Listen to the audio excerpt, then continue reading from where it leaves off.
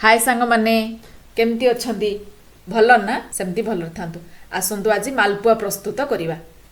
मालपुआ पई आमे नेबा 3टा पाचिला बड़ कदली 8 स्पून चीनी 1/2 स्पून लूण आ 5-6टा छोट इलाची ए सबु को एबे ग्राइंडर रे पकई कि आमे ग्राइंडिंग कर देबा।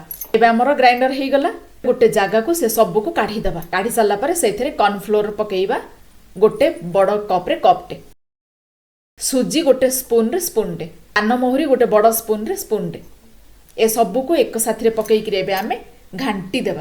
गोटे कप क्षीर नेबे क्षीरटा को एबे भल भाबे घांटी देबे। एबे हमर बैटर रेडी हेई गला। एबे पैन रे हाई फ्लेम रे जाळ देबे। तेल रे एबे आमे गोटे गोटे मालपुआ पकेइबा। मालपुआ रो तळ अंश रेड हैला परे ही ओल्टेइबे। एबे साइज रे मालपुआ टिको ओल्टेइ देबा। दुई पट भल भाबे रेड हेई सारला परे ताको साइज रे छाणी करी आमे रखिथिबा चीनी सिरा रे एबे भिजेई देबा। एबे गोटे गोटे काढी करी चीनी सिरा रे आमे सबु जाक भिजेई सार। एबे हमर गोटे प्लेट को सबु जाक मालपुआ साइज रे गोटे गोटे करी काढी देबा।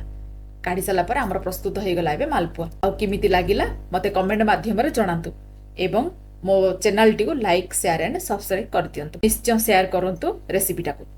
रहिली सांग माने नमस्कार।